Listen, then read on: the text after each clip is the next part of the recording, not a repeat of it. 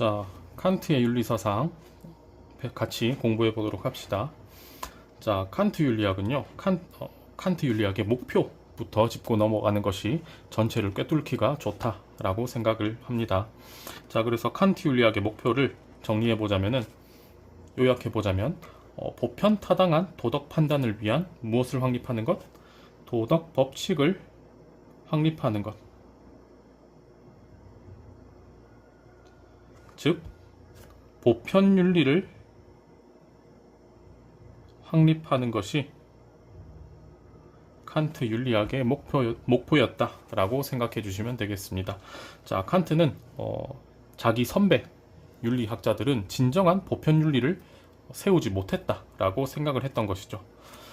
그리고 이 보편 윤리 확립은 다르게 표현하면은 모든 이성적 존재자가 준수해야 할 도덕 법칙을 확립하는 것이라고 또 서술할 수 있겠습니다. 자, 아시는 분들은 아시겠지만 이 이성적 존재자는 두 가지 종류가 있죠. 먼저 우리 인간과 신, 이렇게 두 종류의 존재가 이성적 존재자가 되겠습니다. 자, 근데 이 도덕 법칙에 대해서 선생님이 조금 더 확실한 이해를 주고 싶어서 예시를 하나 들도록 하겠습니다. 자, 여러분들 혹시 트롤리 딜레마라고 들어보셨습니까? 트롤리 딜레마. 자, 트롤리는 노면 전차를 의미하는데, 여러분들 이렇게 그림 그리시면은 다들 아실 거예요. 그 기찻길이 한 길로 가다가 두 길로 나뉩니다. 그리고 여기에는 기차의 방향을 바꿀 수 있는 레버가 있고, 여러분들이 이 방향타를 잡고 서 있습니다. 자, 한쪽에는 한 명이 누워 있고, 한쪽에는 5명이 누워 있다고 쳐봅시다. 자, 기차는 근데 기차가 빠른 속도로 달려오고 있습니다. 자, 지금 현재 기찻길은 일로 나 있는 상태고, 여러분들은 이 부근에서 기차의 방향을 결정할 수 있는 위치에 서 있습니다. 자, 만약에 여러분들이 이 기차를 어느 쪽으로 트느냐, 이 판단을 하는 구조를 좀 세분화해서 써보면은, 자, 먼저 여러분들은 공리주의자라고 칩시다. 공리주의자들의 도덕 원리는 무엇이죠? 최대 다수의 최대 행복을 산출하는 것이 도덕 법칙이죠. 자, 그리고 아래로 틀면 5명이 죽는다. 위로 틀면 1명이 죽는다. 그래서 위로 트는 것이 최대 다수의 최대 행복을 산출하는 길이다. 따라서 기차의 방향을 위로 트는 것은 옳다라는 판단을 했다고 쳐봅시다. 자, 그럼 여기 사용된 전제들 중에서 성격이 다른 한 가지가 있죠. 어떤 게 있죠? 네, 가장 위에 있는 최대 다수의 최대 행복을 산출하는 행위는 옳은 행위다 라는 요 전제만 나머지 세 전제와 성격이 좀 다릅니다. 자, 어떻게 다르냐? 자, 이 세 가지 전제들 같은 경우에는 아무런 가치 판단이 들어있지 않은 전제들이 되겠습니다.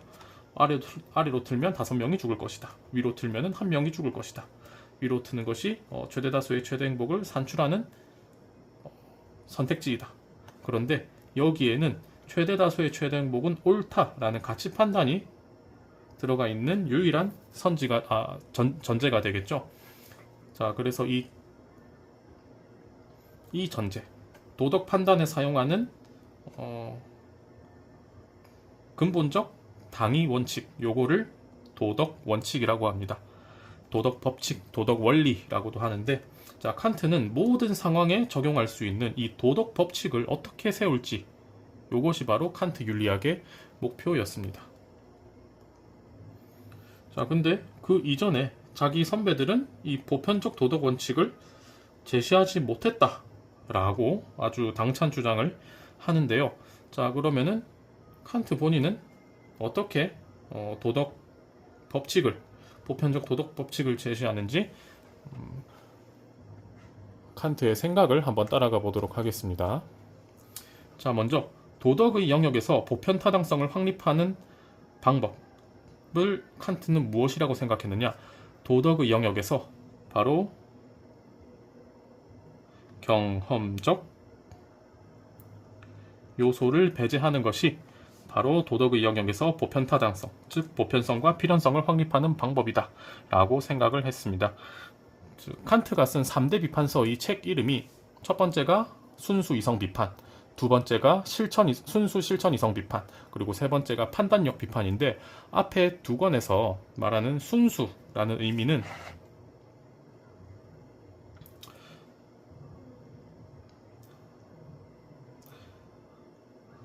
더럽혀지지 않았다라는 의미가 됩니다. 자, 근데 이 무엇으로부터 더럽혀지지 않았느냐? 바로 경험적 요소로부터 더럽혀지지 않았다라는 의미가 되겠습니다.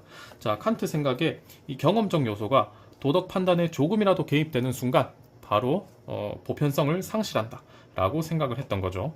자, 그러면은 칸트가 배제하고자 했던 경험적 요소들의 종류 한번 알아보도록 하겠습니다.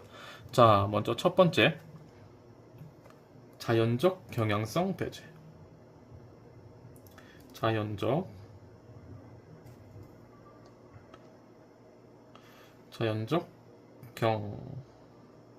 경향성 배제. 자, 자연적 경향성이 무엇이냐? 인간이 경험하는 욕구, 감정, 충동 같은 것들, 이런 것들이 다 자연적 경향성이다 라고 보시면 되겠습니다. 자, 근데 이 자연적 경향성은 어떻게 도덕 판단에서 보편 타당성을 훼손시키는가? 자, 자연적 경향성은 사람마다 그 내용이 다르므로 보편 도덕의 기초가 될 수 없다라고 생각을 했습니다. 자, 생각해보면 여러분들의 욕구, 감정, 충동은 다 주관적 요소들이죠. 그리고 욕구, 감정, 충동들은 여러분과 다른 친구들의 내용이 다 다를 겁니다. 그리고 한 개인 안에서라도 오늘이 다르고 내일이 다른 것이 바로 이 자연적 경향성들 되겠습니다. 자, 그래서 자연적 경향성에 기초한 윤리는 보편 윤리가 될 수 없다라고 생각했던 것이죠. 자, 그리고 두 번째, 도덕의 영역에서 칸트는 행복 또한 배제시킵니다. 자, 행복의 성격은 사람마다 주관적이어서 보편적이지 않습니다. 자, 나는 이런 걸 할 때 행복하고 친구는 다른 걸 할 때 행복하죠. 그래서 행복의 성격은 사람마다 주관적입니다. 그리고 또 모두가 같은 행복을 추구한다 하더라도 행복을 명령하는 원칙이 필연적인 행위 원리를 정해줄 수도 없습니다. 이게 무슨 말이냐? 자, 칸트가 확보하고자 했던 보편 타당성은요, 보편성뿐만 아니라 필연성까지 확보를 해야 되는 것입니다. 자, 근데 땡땡을 하면 행복할 것이다. 자, 땡땡에 무엇을 집어넣든 행복을 필연적으로 보장할까요? 저는 만나본 적이 없는 명령입니다. 자, 그래서 행복을 기초로 한 도덕 또한 보편성과 필연성을 결여하고 있다라고 이야기할 수 있겠습니다. 자, 그런데 여기서 여러분들 오해하지 말아야 하실 게, 자, 도덕과 행복은 양립할 수는 있습니다. 자, 도덕과 행복은 양립할 수도 있으나 도덕은 절대 행복의 수단이 되어선 안 된다. 이게 바로 칸트의 생각이었습니다. 자, 이와 반대로 공리주의는 도덕은 행복의 수단이다. 이런 소리를 하죠. 자, 도덕과 행복이 양립할 수도 있다. 양립할 수 있다. 이게 무슨 소리냐? 자, 도덕과 행복은 아예 전혀 상관없는 두 차원이라고 생각을 하시면 되겠습니다. 만약에 도덕적인 사람은 반드시 불행해. 그리고 행복한 사람은 반드시 비도덕적이야. 이 관계가 성립하면은 도덕과 행복은 양립이 아니라 평행하는 거겠죠. 자, 근데 도덕과 행복은 전혀 상관관계를 갖지 않는 두 가지 차원이므로 우연히 양립할 수도 있는 두 요소가 되겠습니다.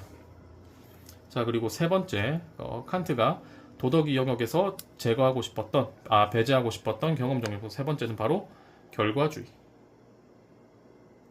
결과주의. 자, 결과주의를 배제하고자 했습니다. 자, 미래에 일어날 혹은 현재 일어난 결과는 인간이 완전히 통제하거나 책임질 수 없으므로 결과로서 인간 행위의 도덕성을 판단해선 안 된다. 자,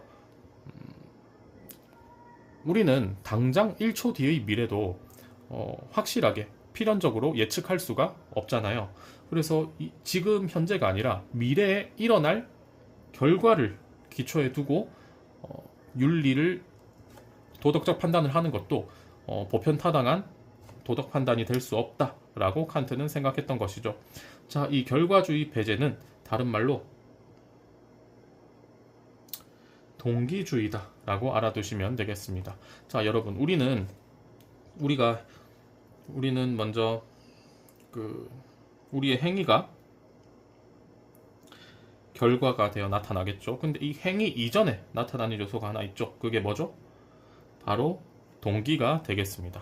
자, 우리는 이 결과는 좌지우지할 수 없습니다. 하지만 이 동기만큼은 우리가 통제할 수 있는 영역에 있다라고 말할 수 있겠죠.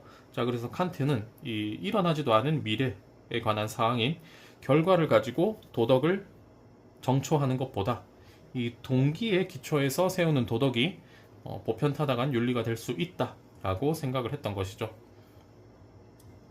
자, 그래서 내용 이어서 보면은, 자, 미래에 일어날 혹은 현재 일어난 결과는 인간이 완전히 통제하거나 책임질 수 없으므로 결과로서 인간 행위의 도덕성을 판단해선 안 된다. 즉, 행위의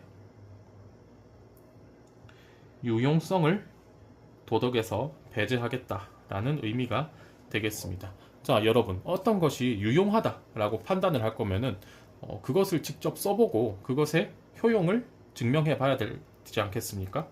따라서 이 결과주의를 배제한다는 말은 행위의 유용성을 배제한다라는 의미와 같은 것이 되겠습니다. 자, 그러면은 도덕의 영역에서 자연적 경향성도 날리고 행복도 날리고 결과주의도 날리면은 결국 남는 게 무엇이냐? 칸트의 주장은 도덕의 영역에서 경험적 요소를 배제하고 남는 것이 있다라고 주장을 했습니다. 자, 바로 그것이 무엇이냐? 바로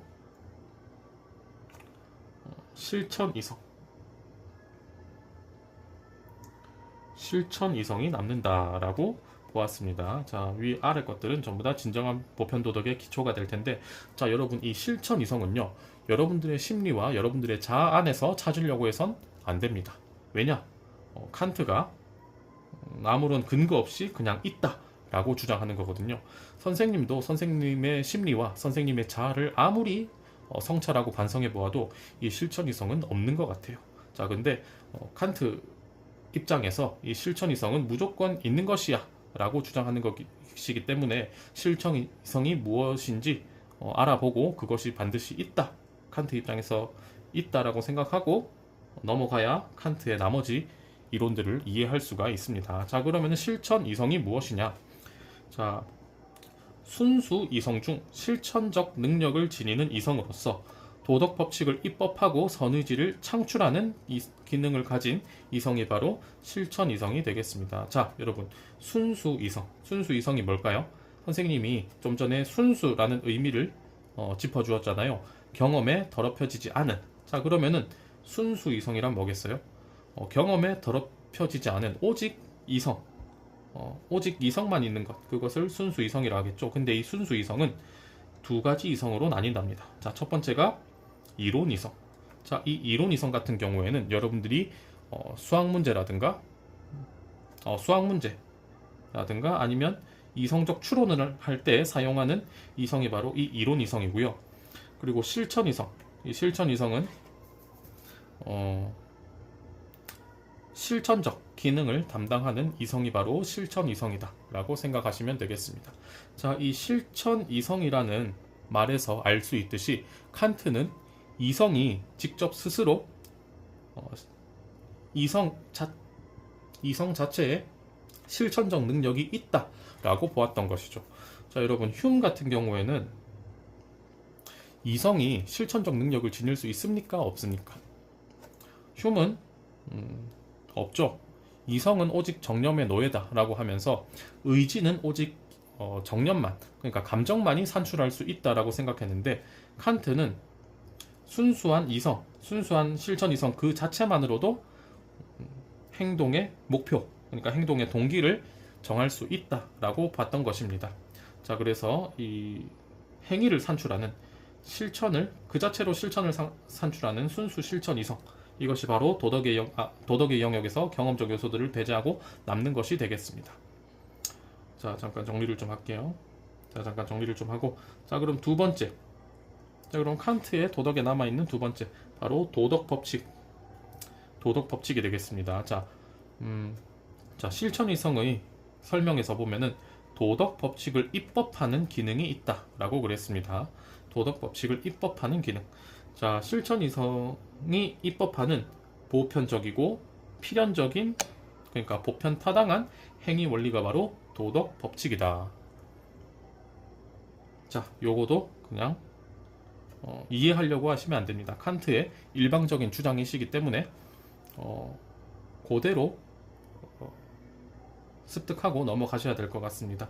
자,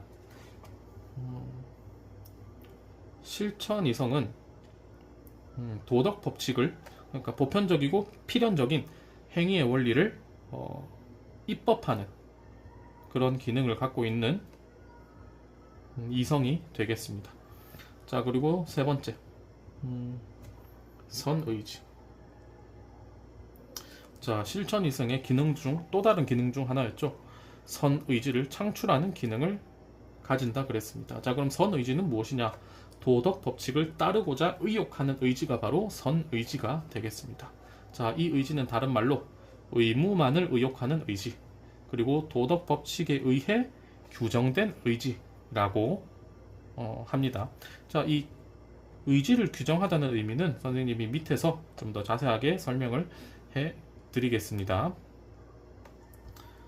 자, 그리고 이 선의지도 칸트가 그냥 있다라고 주장하는 겁니다. 자, 그래서 도덕법칙, 실천이성, 선의지 이 세 가지 모두 우리는 좀 주입식으로 칸트가 있다라고 주장했으니 있구나 하고 넘어가셔야 될 것 같습니다. 요거를 디폴트 값으로 하여 칸트 윤리학의 논리적 전개가 시작될 것입니다. 자, 그리고 네 번째, 의무 개념에 대해서도 여러분들 잘 알아두셔야 될 것 같습니다. 자, 의무가 무엇이냐?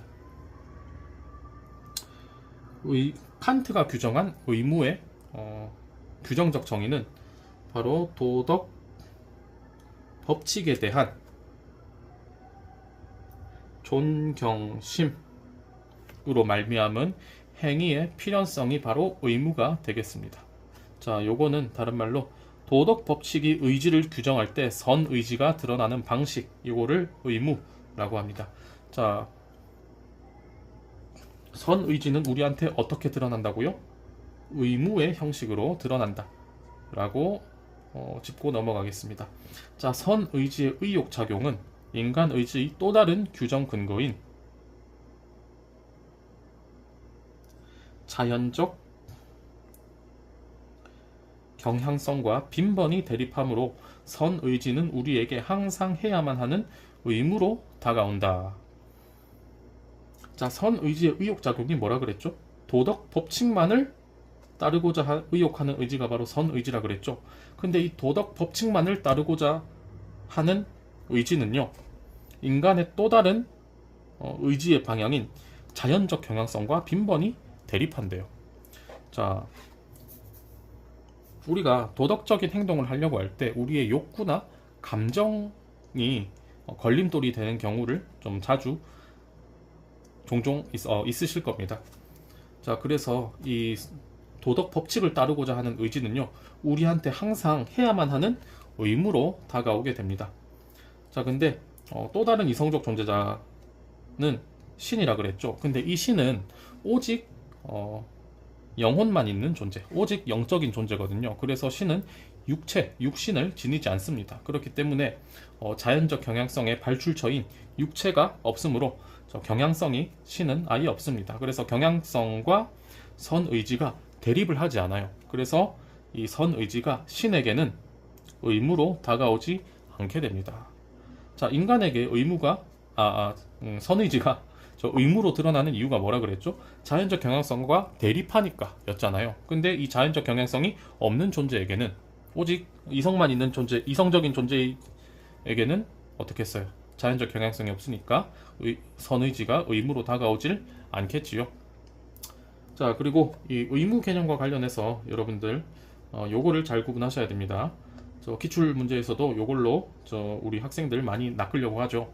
자, 먼저 의무와 관련된 행위가 두 가지가 있습니다. 자, 첫 번째가 의무로부터 비롯된 행위. 자, 번역어가 좀 다양합니다. 의무로부터 비롯된 행위, 혹은 의무로부터 말미암은 행위, 혹은 선의지에서 나온 행위, 그리고 의무만을 의욕하는 동기에서 나온 행위. 이런 것들이 다 같은 부류인데, 자, 이 행위는 어떤 성격을 갖고 있느냐? 바로 도덕적 가치를 지니는 행위다. 자, 아까 좀 설명했듯이 결과주의를 도덕의 영역에서 배제했잖아요. 그래서 행위의 도덕적 가치의 원천은 결과가 아닙니다. 오직 동기. 어떤 동기?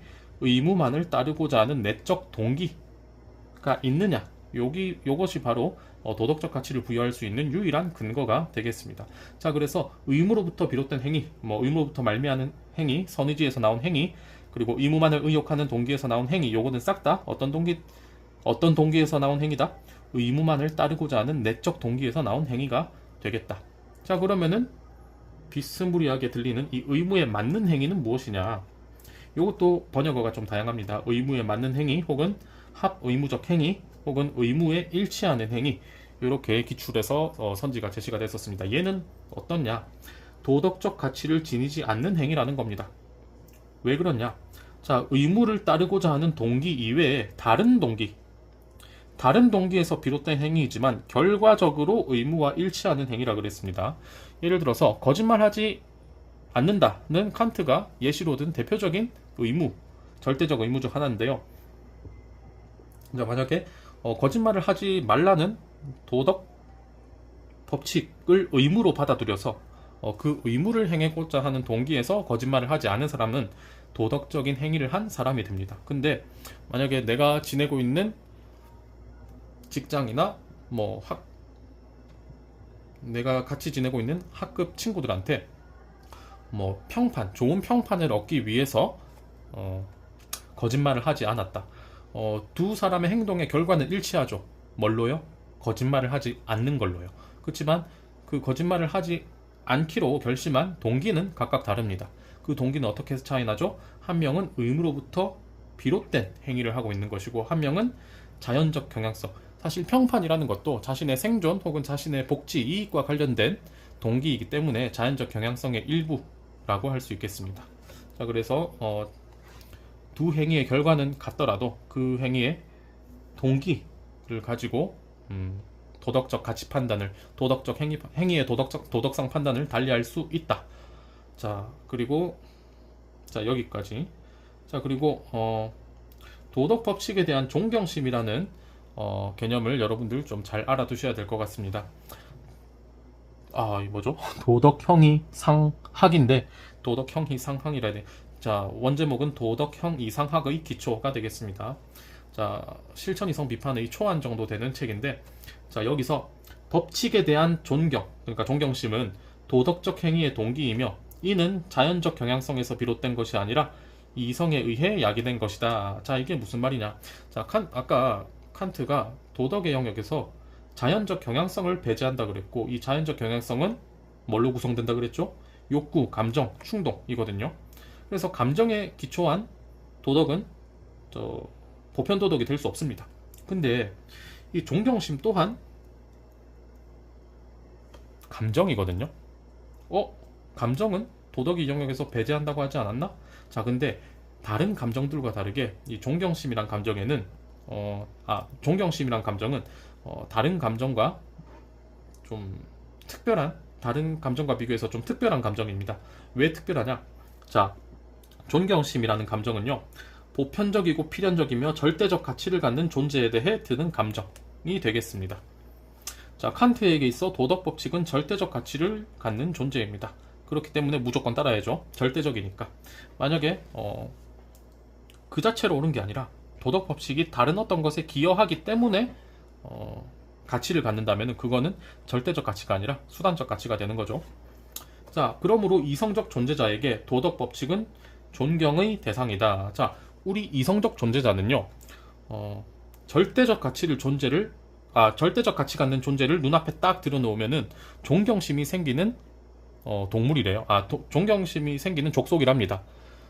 오케이? 자, 그래서 우리 인간은 이성적 존재자는 절대적인 어떤 거를 보면은 존경심이 든대요. 자, 근데 그 절대적인 가치를 갖는 것이 무엇과 무엇이 있다? 도덕 법칙과 나중에 또 다루겠지만 인격. 자, 칸트에게 절대적 가치를 갖는 것은 이 도덕 법칙과 인격 두 가지가 있습니다. 그래서 다른 사람의 인격과 도덕 법칙을 이성적 존재자인 인간의 눈앞에 딱 들여놓으면은 어떤 감정이 든다? 존경이라는 감정이 든다는 겁니다. 자, 근데 이 존경심이란 감정은요, 자연적 경향성으로서의 감정과 달리 도덕적 행위의 동기가 될 수 있는 감정이에요. 왜냐? 다른 감정들, 분노, 도덕감이라든가 아니면 동정심 이런 감정들은요, 도덕적 행위의 동기가 될 수 없지만 유일하게 존경심이란 감정은 된대요. 왜냐? 존경심은 보편성과 필연성을 담보할 수 있는 실천 이성만을 원인으로 하여 생겨나는 감정이기 때문에 자연적 경향성과 달리 보편 타당한 도덕의 영역에 속할 수 있기 때문이다. 자, 실천 이성과 달리 다른 모든 감정들은요, 우리가 육체를 지니고 있기 때문에 드는 감정이라는 겁니다. 그런데 존경심은요, 우리가 순수한 영혼, 그러니까 순수한 실천 이성만으로도 산출해낼 수 있는 감정이 바로 이 존경심이랍니다. 자, 칸트 같은 경우에는 뭔가 지고지순해 보이는 사랑이라 할지라도 요거는 성욕 그 이상 이하도 아닌 감정이라고 보았습니다. 자, 사랑마저도 이렇게 아주 속되게 보는데 다른 여타의 감정은 어떻겠습니까? 그래서 존경심을 제외한 모든 감정은 육체에서 기인하는, 그러니까 자연적 경향성이 그 동기인 감정들이 되는데, 존경심만 유일하게 자연적 경향성과 다른 부류, 그러니까 육체 말고 오직 순수한 실천 이성에서 의해 생기는 감정이다 라고 칸트는 생각했습니다. 자, 그리고 의지가 규정된다라는 표현을 위해서 사용했었는데, 의지가 규정된다라는 말의 의미를 좀 더 자세하게 밝히고 넘어가도록 하겠습니다. 자, 먼저 의지가 규정된다라는 의미는 의지의 성격이 정해진다 라고 생각하시면 되겠습니다. 자, 근데 의지의 성격이 정해지는 방식은 두 가지 방식이 있다라고 칸트가 주장합니다. 자, 먼저 첫 번째가 자연적 경향성에 의해서 의지의 성격이 정해질 수 있고요, 도덕 법칙에 의해서도 의지의 성격이 정해질 수 있다라고 합니다. 자, 행위가 일어나는 메커니즘은 칸트가 한 세 가지 정도 단계를 거친다고 생각했습니다. 먼저 첫 번째, 의지의 성격을 정합니다. 의지를 규정한다. 의지를 규정하면 어떻게 되겠어요? 의지가 발동을 하겠죠? 그러고 나서 행동으로 이어질 것입니다. 자, 근데 이 의지를 규정하는 것을 의지의 규정 근거라고 하는데, 의지의 규정 근거는 두 가지가 있을 수 있다고 생각해요. 첫 번째, 자연적 경향성. 두 번째가 도덕 법칙이 되겠습니다. 자, 의지의 성격을 정하는 두 가지 근거. 의지의 규정 근거 두 가지. 첫 번째, 자연적 경향성. 자, 자연적 경향성에 의해 규정된 의지. 욕구나 감정을 추구하는 의지. 얘네는요, 도덕적으로 중립적이거나 비도덕적이에요. 자, 우리는 자연적 경향성에 의해서 우리의 의지를 정할 수 있겠죠. 여러분들 급식 먹으러 갈 때 어떡합니까? 배가 고프니까 밥을 먹으러 가는 거잖아요. 밥을 먹으러 가는 행위를 결정한 동기는 뭐다? 자연적 경향성이 되겠다. 자, 우리는 자연적 경향성에 의해서 우리의 의지의 성격을 정할 수 있습니다. 자, 그리고 두 번째, 도덕 법칙. 자, 도덕 법칙에 의해 규정된 의지가 바로 선의지였죠. 자, 우리는 자연적 경향성과 독립해서 실천이성 그 자체만으로도 우리의 의지를 규정할 수가 있다. 그래서 이 두 가지 규정 근거 중에 도덕 법칙에 의해 의지가 규정됐을 때만 그 의지로 나타나는 행동만 바로 무엇이다? 도덕적인 행위가 된다라는 겁니다. 자, 그리고 도덕 법칙에 의해 의지가 규정되면은 그 의지를 선의지라 그런다. 자, 근데 흉 같은 경우에는 이성은 정념의 노예이고 의지를 산출하는 건 오직 감정밖에 안 된다 그랬잖아요. 자, 그래서 흉 같은 경우에는 행위가 일어나는 메커니즘을 요거 위에 거 요거만 인정하겠지만, 칸트는 자연적 경향성에 의해서도 우리가 행동의 동기를 산출해낼 수 있지만 순수한 실천 이성만으로도 행위를 결정할 수 있다 라고 보았던 것이죠. 그래서 흉에게는 행위가 일어나는 메커니즘이 1채널이지만 칸트에게는 행위가 일어나는 메커니즘이 2채널이 되는 거죠. 자, 그래서 정리하자면 오직 감정, 정념만으로 의지가 규정된다고 주장한 흉과 달리 칸트는 실천 이성만으로도 의지가 규정될 수 있다 라고 주장을 하였습니다. 자, 그러면은 또 이어가 보도록 하겠습니다. 자, 그래서 어찌됐든 우리의 의지가 규정되면은, 우리의 의지의 성격이 정해지면은 경향성 혹은 도덕 법칙이 의지를 규정함으로써 우리의 의지의 성격이 정해지면요. 왜 안 나올까 이게?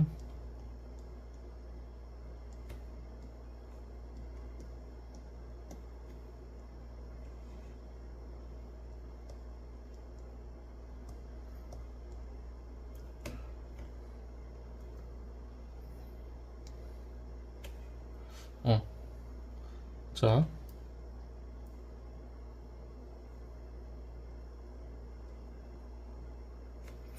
자, 우리의 의지의 성격이 정해지면요, 우리에게 어떤 명령이 제시가 됩니다. 명령. 자, 예를 들어서 뭐 자연적 경향성에 의해서 배가 고파져서 밥을 먹으러 가야겠다라고 의지가 정해지면은 그 의지를 형식화했을 때 너는 지금 배고픔을 없애기 위해 식당으로 가야 해 라고 명령이 제시가 된다라는 겁니다. 근데 이 뭐 경향성에 의해서든 도덕 법칙에 의해서든 의지의 성격이 정해지면은 명령의 형식으로 제시가 되는데, 이 명령은요, 형식에 따라서 두 가지 종류로 구분할 수가 있습니다.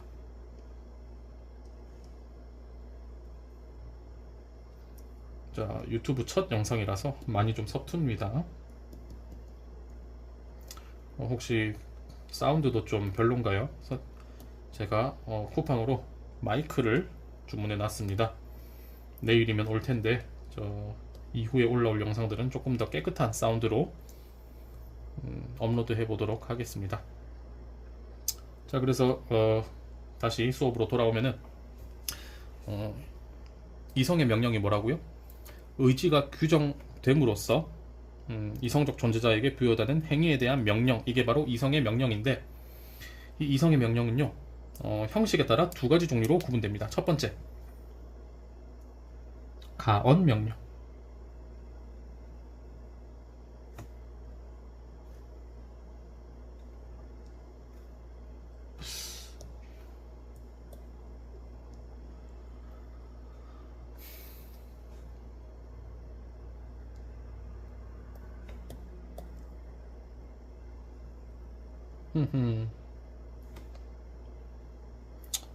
네, 정리하고 2편에서 찾아뵙겠습니다.